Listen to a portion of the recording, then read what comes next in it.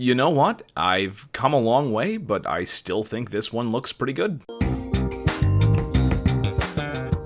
It's kind of odd, but a lot of people have been recently asking me for painting tips. Now, I say odd because my painting skills can be charitably described as meat and potatoes. Generally speaking, I really don't care about being fancy with my painting, I just want something that's table ready. And in my opinion, table ready means if the players know what it is, then it's table ready. So while I don't have any deep insights on painting to share, it might be interesting to take a look at my progression from my first miniature to some of my more recent projects. So this is the first miniature that I ever painted, a Metal Warlord Reaper miniature, Elven Spearwoman. Why did I choose this miniature? Because literally this was the one of the only miniatures a local store had in stock. This was the dark days of the hobby, where literally there just wasn't anything available. None of the larger stores were selling the Hasbro stuff much anymore. My local comic book store literally just had a handful of painting supplies and miniatures kind of stuck in a corner.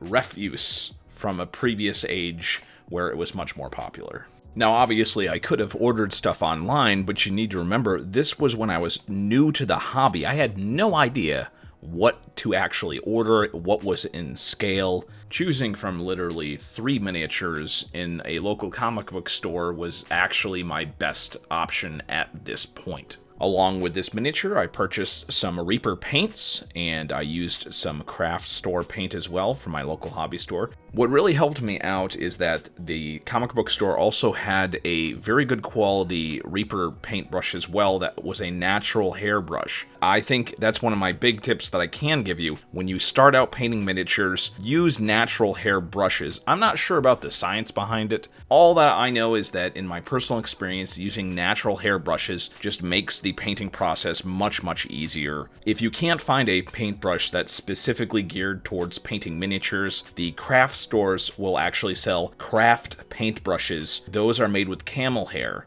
and those are actually pretty useful as well. I could give you like a million names of different YouTubers and people online that do lessons in paintings. I mean, there's Dr. Faust, but I think I'm going to link you the Tabletop Minions video about the 90-10 rule. It's super cool if you're watching videos learning how to paint, but he has a very good point that is like you're not going to get the results that you want unless you spend 90% of your time actually doing something versus learning how to do something from somebody else. It's a very good video. I suggest you all go watch it. And indeed, you should also go watch his video about making your own wet palette. And then after that, you should watch Miniac's video about wet palettes and find out why they're so useful for when you are just starting out in the hobby. And here we have some progress pics from some of my first miniatures to some of my later ones. You can see that Reaper miniature on the left there, that's a Bones, one of the first skeletons I ever painted, compared to one of my later ones that I painted. We got a Reaper Bones Knoll compared to a Chainmail Miniatures Knoll. Obviously, comparing plastic versus metal is a little bit unfair. Here's a series of PCs that I have played over the years. I've progressed when it comes to painting those. And here we have a Hulk miniature I painted up as a Frost Troll versus the very recent Reaper Bones Black Troll there.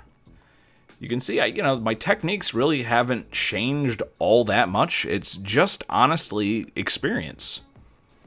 And here we have a Hasbro custom-painted miniature versus a recent Reaper Bones.